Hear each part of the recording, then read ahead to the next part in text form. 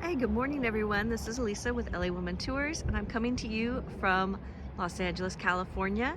I am on Hollywood Boulevard, and in fact the touristy area is just right down there. Hollywood Boulevard also has a residential neighborhood street, and as you can tell, it is a busy street even though this is filming on a Sunday morning. So I wanted to bring you one of my favorite ladies, Carole Lombard. She lived in this house after her divorce from William Powell in 1933. She was married to him from 1931 to 1933, and it was an amicable divorce. In fact, they kind of continued to date a little bit off and on after they separated.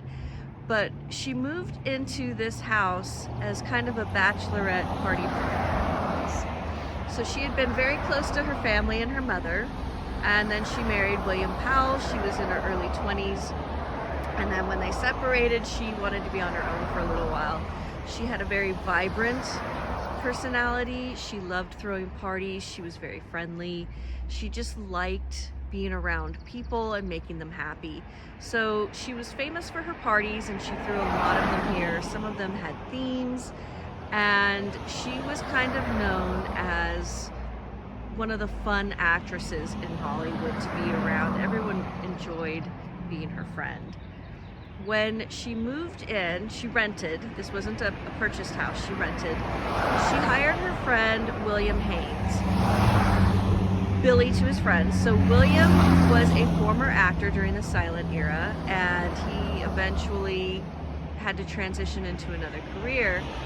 And Carole was one of those friends who noticed he had a real eye for design and encouraged him to become an interior designer, and she was very supportive of this.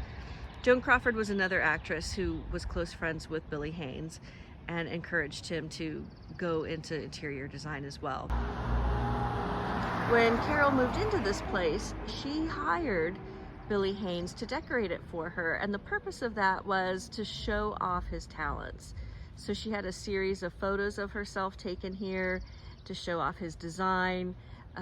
Joan Crawford did something similar for him, and it really did help launch his career. He became a very successful designer in Hollywood and was kind of the in designer to go to.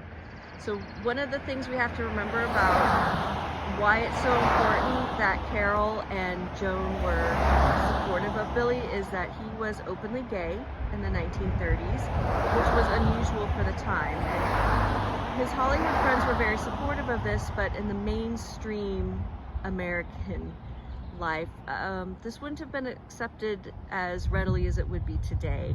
So we've come a long way, but kudos to Carole and Joan for showing support for their friend. So when Carole hired a photographer to take pictures of herself here and show what a beautiful job he did, it launched Billy Haynes' career. And there are photos of her all over the house, and she lived here until she started dating Clark Gable. And as you can see, because it's so close to the Chinese theater and all of that, when she started dating Clark Gable a couple of years after moving in, she needed a quieter place to be. So there's a couple of reasons for that. Clark had a much more subdued personality than she did. He wanted privacy. He didn't like that she was on a busy street. And also, he was technically still married.